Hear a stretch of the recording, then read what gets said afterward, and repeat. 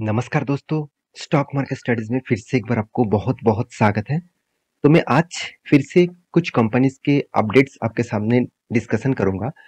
और ये जो अपडेट्स है वो कंपनी के अंदर के जो मैनेजमेंट का जो कमेंट्री है, साथ ही साथ कंपनी के अंदर जो एक्चुअली अंदर क्या चल रहा है, वो सारे इंफॉर्मेशन मैं आपके साथ शेयर करता रहता हूँ इस वीडियो के माध्यम से। तो प्लीज मेरे साथ जुड़े रहिए, और अभी तक चैनल को सब्सक्राइब नहीं किया तो इस तरीके से इन्फॉर्मेशन पाने के लिए चैनल को जरूर सब्सक्राइब कर लीजिएगा। तो चलो सबसे पहले देख लेते हैं कौन सा कंपनी आज के लिस्ट में है।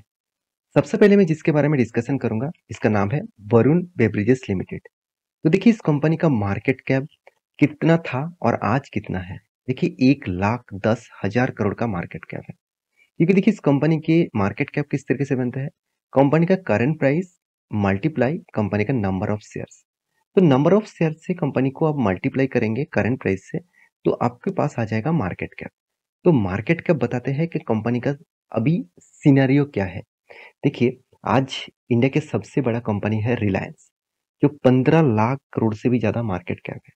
और सेकंड पोजीशन में है टीसीएस। मगर कुछ दिनों के बाद टीसीएस सेकंड पोजीशन में नहीं रहेगा, क्योंकि एचडीएफसी बैंक और एचडीएफसी दोनों अगर एक साथ जब मार्च हो जाएगा, तब दोनों एक साथ मार्केट कैप लेकर सेकंड पोजीशन में चला जाएगा। तो फिर भी टक्कर नहीं दे पाएंगे रिलायंस को, क्योंकि रिलायंस इतने बड़े कंपनी बन चुके हैं, क्योंकि उसका नंबर ऑफ शेयर भी बढ़ चुके हैं, साथ ही साथ कंपनी का प्राइस भी इंक्रीज हो चुके हैं। तो उस हिसाब से देखा जाए तो वरुण बेवरेजेस लिमिटेड भी उसी दिशा में काम कर रहा है। तो इस कंपनी में मुझे सबसे बेस्ट पॉइंट यही लगा कि कंपनी का जो स्ट्रेंथ है और कंपनी का मैनेजमेंट का जो स्ट्रेंथ है। क्योंकि देखिए मैनेजमेंट का स्ट्रेंथ क्या है, चलो मैं आपको सबसे पहले बता देता हूँ। बहुत सारे लोग फर्स्ट टाइम शायद इस कंपनी के बारे में नाम जान रहे हैं। मैं आपको बता दूं, अपनी आप मार्केट में जाकर जो कोल्ड ड्रिंक्स के हिसाब से पेप्सी, जो देखा जाए तो माजा, साथ ही साथ माउंटेन ड्यू, साथ ही साथ स्प्रिंग, इस तरीके से प्रोडक्ट जो कोल्ड ड्रिंक्स आप पीते हैं, तो उसी का ही मतलब ब्रांड है वीवीएल। इसका मतलब वही प्रोडक्शन करते हैं वीवीएल। तो कंपनी 1990 से स्टार्ट हुआ था। अराउंड अराउंड आप बोल सकते हैं 40 साल का कंपनी का एक्सपीरियंस है। 40 साल से भी ज्यादा कोई भी कंपनी का अगर एक्सपीरियंस रहेगा, तो वो आज नहीं तो कल तो ग्रोथ करने वाले ही थे। तो इसीलिए ग्रोथ करे किया। आप देखेंगे तो आप देखिए कार्बोनेट सॉफ्ट ड्रिंक्स, जो कोल्ड ड्रिंक्स आप नाम से जानते हैं, उसी का ही लीडर कंपनी है। और कंपनी किस तरीके से अनाउंसमेंट, मैनेजमेंट ने क्या अनाउंसमेंट किया, वो देखना बहुत इंपॉर्टेंट है। देखिए मैनेजमेंट ने जो अनाउंसमेंट किया वो आपको दिखाऊंगा। तो आप देखेंगे तो मार्जिन ऑफ, यहाँ पे देख सकते हैं डेयरी सेगमेंट।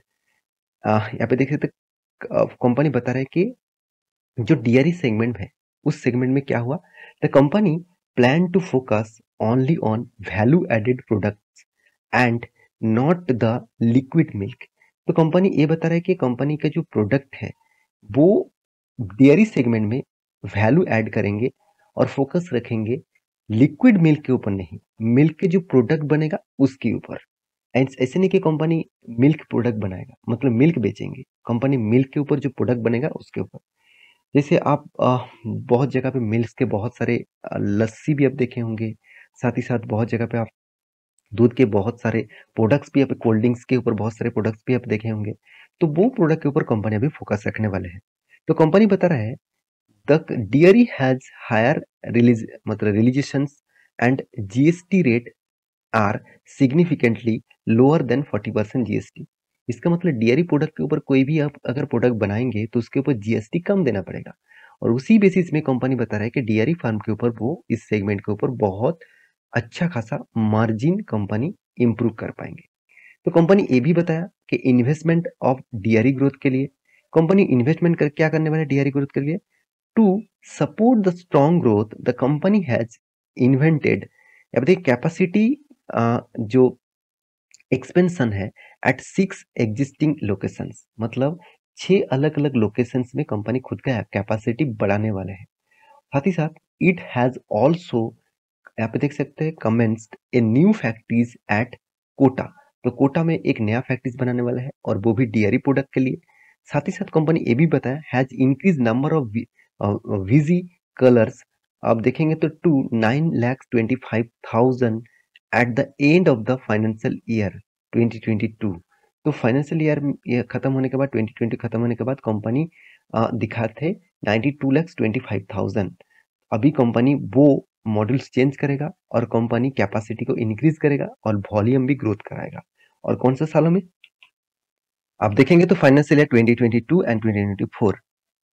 तो ये सारे पॉइंट्स यही बताते हैं कि मैनेजमेंट का जो टारगेट है अपकमिंग सीजन में और भी बहुत बड़ा ग्रोथ करना। देखिए, कोल्ड ड्रिंक तो सिर्फ गर्मी के मौसम में ही बेचा जाता है। जब गर्मी का मौसम खत्म हो जाता है तो इस तरीके से प्रोडक्ट का डिमांड कम हो जाता है। तो डिमांड कम होने के कारण कंपनी के ऊपर सेल्स डाउन हो जाएगा। तो इसीलिए कंपनी अलग सेगमेंट के ऊपर भी कंपनी खुद का बिजनेस को ग्रोथ कराना चाहते हैं। तो इसीलिए कंपनी डेयरी प्रोडक्ट के ऊपर भी अच्छा खासा यहाँ पे एक्सपेंस करने वाले हैं। तो इसीलिए मैं बार बार बोलता हूँ, जब कोई कंपनी बड़ा होता है तो उसका थिंकिंग भी बड़ा होता है। वो चाहते हैं कि उसका बिजनेस और भी बड़ा हो, तो इसलिए अलग अलग सेगमेंट को वो एक्वायर करते रहते हैं, अलग अलग सेगमेंट के ऊपर वो एंटर होते हैं। तो बात आपको समझ में आ चुके होंगे मैं क्या आपको बोलना चाहता हूँ। तो मेरे कहने का मतलब है, कंपनी का वैल्यूएशन शायद आपको ज़्यादा दिखे, तो फिर भी इस कंपनी की जो स्ट्रेंथ है वो बहुत स्ट्रांग है।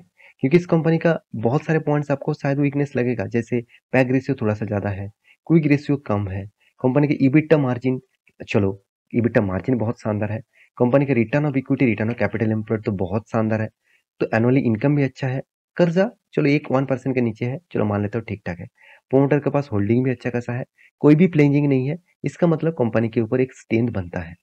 तो रही बात इस कंपनी के ऊपर, म्यूचुअल फंड ने क्या किया, कंटिन्यूअसली कंपनी के ऊपर सेल ऑफ कर रहा था। कंपनी दो मार्च क्वार्टर में बाइंग किए और अप्रैल में सेल किए। फिर से मुझे लगता है कि अप्रैल के बाद जो मई मंथ खत्म हुआ है, उसका जब डेटा आएंगे तो मैं आपको दिखाऊंगा। वहां पे मुझे लगता है कंपनी के ऊपर कुछ पॉजिटिविटी बाइंग किया गया है। तो अभी देखना बाकी होगा, अगर रिपोर्ट आने दीजिए उसके बाद दिखाऊंगा। रही बात चार्ट पैटर्न का, तो मैं आपको बार बार बोल चुका था, ये जो लेवल है, इस लेवल को कोई भी कैंडल ब्रेकआउट करे तो एंटी लेवल मिलेगा। मैं खुद यहाँ पे एंटी लिया था और मेरा टारगेट रेशियो 1:3 रेशियो का है। तो मैं टारगेट अभी तक फिलअप नहीं हुआ। कंटिन्यूअसली कंपनी देखिए इस तरीके से ट्रेंडिंग बना रहा है, इसका मतलब इस तरीके से जिग जग करके ऊपर साइड में जाएगा। तो अभी भी मौका है इस कंपनी के ऊपर निवेश करने के लिए, ऐसे बिल्कुल भी नहीं। थोड़ा सा होल्ड करिए, कभी भी आपको करेक्शन दिखे तभी आपको एंटर लेने के लिए मौका मिलेगा। तो ये था फर्स्ट कंपनी। सेकंड जो कंपनी जिसके बारे में डिस्कशन, उसका नाम है डिक्सन टेक्नोलॉजीज। इस कंपनी के ऊपर पिछले दिनों में एक बहुत बड़ा बिग अनाउंसमेंट आया था, एक बिग न्यूज आया था, जिसके चलते इस कंपनी के ऊपर शार्प मोमेंटम देखने को मिला, 3.5 5.5 से 6.5% के आसपास। तो इस तरीके से तेजी के पीछे कारण कौन सा है, वो सबसे पहले जानना जरूरी है। देखिए, आप सभी जानते हैं इंडिया में आज आईफोन से लेकर सैमसंग से लेकर हर प्रोडक्ट यहाँ पे इंडिया में ही बनाया जा रहा है। अगर इंडिया में बनेगा तो उसका कॉस्ट कम होगा, उसका डिमांड ही कम होगा। देखिए, आज टेस्ला इंडिया में बहुत बार कोशिश कर रहे हैं कि टेस्ला इंडिया में बेचेंगे। देखिए, टेस्ला में अगर इंडिया में मार्केट में आया तो टाटा मोटर्स जैसे कंपनी, जितने सारे कंपनी ईवीज के ऊपर काम कर रहे हैं, उसका हालत थोड़ा सा खराब होगा। मगर इंडियन गवर्नमेंट ने एक पॉलिसी लेके आया कि अगर आपको टेस्ला मार्केट में बेचना है इंडियन मार्केट में, तो आपको टेस्ला इंडिया में ही बनाना पड़ेगा। तो क्यों? क्योंकि इंडिया में बनेगा तो उसका कॉस्ट कम आ जाएगा, इसलिए उसको अफोर्डेबल प्राइस में बेच पाएंगे। तो कंपनी ने क्या, गवर्नमेंट ने क्या किया, टेस्ला को बोल दिया कि आपका जो प्रोडक्ट है उससे कई गुना ज्यादा आपको टैक्स देना पड़ेगा, तभी आप माल बेच पाएंगे। मान के चलिए कोई भी गाड़ी की कीमत 22 लाख है, तो उसके साथ आपको टैक्स जोड़कर आपको 40 लाख के आसपास आपको पैसा देना पड़ेगा, तभी आप कोई भी प्रोडक्ट बेच पाएंगे। तो कौन कौन सा आदमी है जो इस तरीके से प्राइस देखकर गाड़ी खरीदना चाहेंगे? तो मुझे नहीं लगता, शायद मिल मिल जाएगा जो करोड़पति होगा। तो मैं तो अभी तक नहीं हूँ, और आपके आशीर्वाद से जरूर बनूंगा। तो आप भी बनेंगे मेरे साथ अगर जुड़े रहेंगे तो देखिए, कंपनी के ऊपर अपडेट क्या है, चलो मैं आपको सबसे पहले दिखा देता हूँ। देखिए, दिग्गज वेबसाइट द इकोनॉमिक टाइम्स के ऊपर एक रिपोर्ट बना, यहाँ पे भेजा गया है कि Xiaomi, आप सभी जानते हैं Xiaomi का ब्रांड क्या है, Vivo, Oppo। तो इस तरीके से जो ब्रांड है, तो ये जो ब्रांड है Xiaomi का ही ब्रांड है। तो Xiaomi क्या करने वाला है, पार्टनरशिप कर चुके हैं विद डिक्सन टेक्नोलॉजीज, मेक एक स्मार्टफोन इन इंडिया। अभी इंडिया में ही उसका स्मार्टफोन बनेगा, और स्मार्टफोन बनाने के लिए बिग डील अप किया है किसने, Xiaomi ने। तो Xiaomi ने अच्छा खासा डील किया और डिक्सन टेक्नोलॉजी के साथ। मेरे हिसाब से इस डील के कारण एक मैसिव जंप आज तो आपको दिखाया, एट लॉन्ग टर्म पीरियड में एक बहुत बड़ा रैली आपको दिखाएगा। इसीलिए मैं बार बार बोलता हूँ, किसी भी कंपनी का अपडेट आ रहा है तो उसके ऊपर फोकस रखिएगा, उस कंपनी के ऊपर अपडेट हमेशा फोकस रखिएगा, तभी आपको उस कंपनी के बारे में, स्ट्रेंथ के बारे में पता चलेगा। आप Xiaomi जानते हैं चाइना का कितना बड़ा एक ब्रांडिंग कंपनी है, बहुत सारे चाइनीज मतलब मोबाइल्स Xiaomi ही बनाते हैं। जैसे मैं दो ब्रांड के नाम आपके सामने डिस्कस किया, और कौन सा ब्रांड है मुझे ज़रूर कमेंट करके बताना। मुझे भी पता चले आप किस तरीके से रिसर्च करते हैं। तो इस कंपनी के ऊपर मैं एक बात आपको बता दूँ, डिक्सन टेक्नोलॉजीज़ के जो चार्ट पैटर्न है, मैं आपको पहले भी मेंशन किए थे। कुछ टाइम पीरियड यहाँ पे वॉल्यूम क्रिएट किया। मैं आपको बोला था कि इस वॉल्यूम क्रिएट करने के बाद हायर वॉल्यूम के साथ यहाँ पे एक ब्रेकआउट लेवल मिला था और ब्रेकआउट के बाद मुझे लगता है कि नेक्स्ट जो लेवल रहेगा वो अराउंड 44,000 रुपीज़ के आसपास वो जाने वाला है। इस लेवल तक वो जाने वाला है। इस तरीके से कुछ रिपोर्ट यहाँ पे देखने को मिल रहा है। तो मेरे हिसाब से इस कंपनी के ऊपर ज़रूर फोकस रखना। उसके बाद जो कंपनी है जिसका नाम है बंसाली इंजीनियरिंग पॉलीमर लिमिटेड। तो इस कंपनी के ऊपर एक धमाका परफॉर्मेंस कंटिन्यूअसली आपको देखने को मिला है। अगर इसका चार्ट पैटर्न आपको दिखा दूँ, तो कंटिन्यूअसली एक कोविड के बाद एक अच्छा खासा मूवमेंट था, उसके बाद गिरावट हुआ, उसके बाद तेज़ी। देखिए इस तरीके से तेज़ी और गिरावट तो चलते रहते हैं, क्योंकि ऑपरेटर इस तरीके से ऑपरेट करता है क्योंकि कंपनी का जो करंट प्राइस है, वो ₹150 के आसपास 108, 100-150 रुपीज़ के आसपास देखने को मिला। तो कंपनी एक बहुत बड़ा अनाउंसमेंट किया 1:2 रेशियो का बोनस देने का। तो इस बोनस पाने के लिए आप इस कंपनी के ऊपर फोकस रखिएगा। अगर आप इस कंपनी के ऊपर निवेश कर रहे हैं तो आपके रिसर्च के हिसाब से करिएगा। मुझे बहुत मतलब उतना स्ट्रॉन्ग कंपनी नहीं लगता। बाकी आपकी क्या राय है मुझे ज़रूर कमेंट करना। ये वीडियो टोटली एजुकेशन पर्पस में था। कोई भी रिकमेंडेशन नहीं था। तो वीडियो को लास्ट तक देखने के लिए बहुत-बहुत धन्यवाद। मिलेंगे नेक्स्ट वीडियो में, तब तक के लिए अच्छे से रहिए, अपनी ख्याल रखिए। Bye bye.